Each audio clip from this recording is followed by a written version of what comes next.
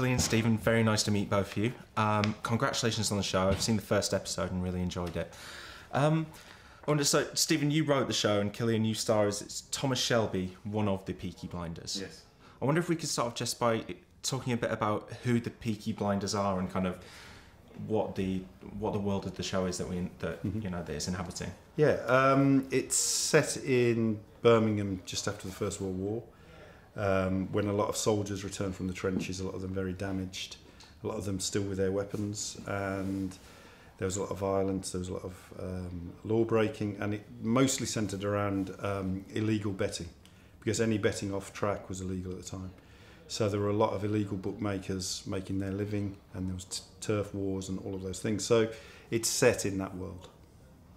Okay, yeah. So you play Thomas Shelby, who is he doesn't appear so at first, but is he kind of like the de facto head of the Peaky Blinders? Yeah, I think he kind of becomes the head over the course of the first couple of episodes, and yeah, he's one of these soldiers that is, pretty broken when he arrives back from the trenches, and I think he's been changed greatly by his experiences in France, and comes back and has this sort of drive for his family and this ambition that sort of supersedes what has been happening there while he was away, and all of a sudden he comes back and has got this grand plan, or this overarching ambition, And the name Peaky Blinders, first of all, it makes for a fantastic name for a TV show, but it's got quite sinister undertones, as I can see in the poster where that might be coming from. Could you tell us a little bit about that? Yeah, I mean, they were real people. I mean, the Peaky Blinders at the turn of the century in Birmingham were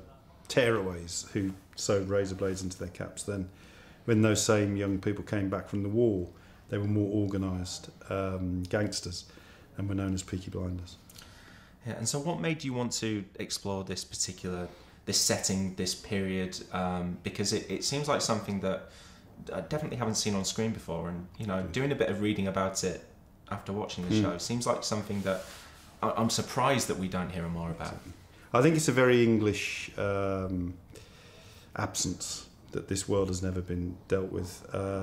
For me, it came through the family, and it was family legend about my dad's uncles who were Peaky Blinders. So I always had these little visual snapshots of a world of glamour and gangsters and guns and illegality. And then when I started to do the research, there's very little out there. And before the internet, there was virtually nothing out there. But you find out usually through personal histories about people whose members of their family were Peaky Blinders.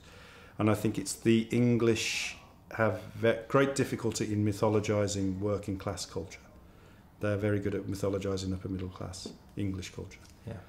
Was it something you knew about, Cillian, or was it something that you learnt about as you started researching? Yes, no, I wasn't aware of it either. I mean, and equally in Ireland, it's sort of that period is not very well dealt with, and for different reasons in Ireland.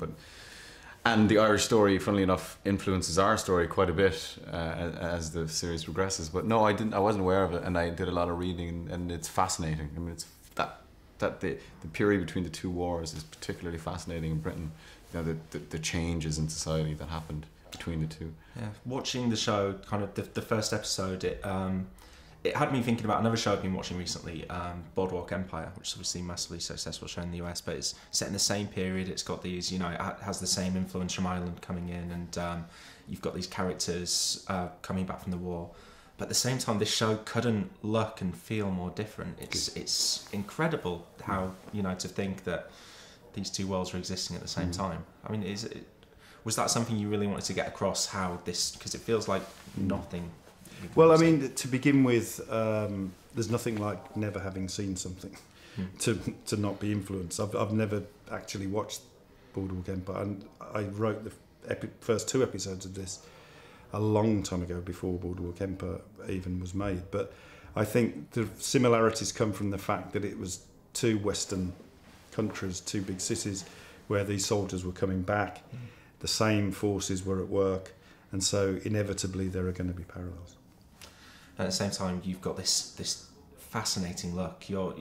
The show, it's a gangster show, obviously, but I mean, Cillian, you come in on the first scene on this horse, and you get the sense of this spaghetti western, and it also almost looks like a sci-fi in some ways with the fire on the side of the street. It must have been fantastic to see that coming together and to be able to act on those sets. Yeah, I mean, when I saw what they'd drawn in with the, you know, the background of that heavy industry of Birmingham and everything, like it's just a city that's just sort of just giving birth to itself constantly. Do you know what I mean? And it did look like Blade Runner or something. It did have that vibe to it. That was exactly the thing I was thinking. Yeah, and I think in that, and I like that heightened reality that Otto, the director of the first three, kind of went for, which is really stylized, and I thought was lovely. And of course, but that entrance is, you know, that's referencing a lot of classic things. But again, it is kind of uniquely British, you know.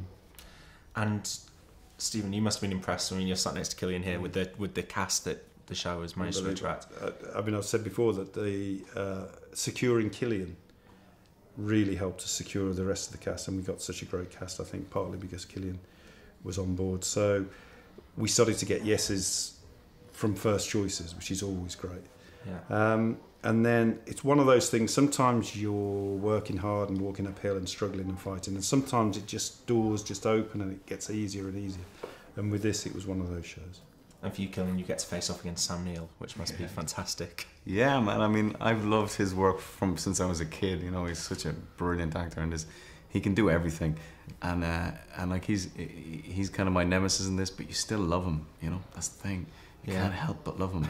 And how did you both manage with the accents? Because obviously, so you've got the Birmingham accent, he's got the Belfast one. Yeah, I thought he did a splendid job. He really did. But the beauty of it was everybody was doing different accents.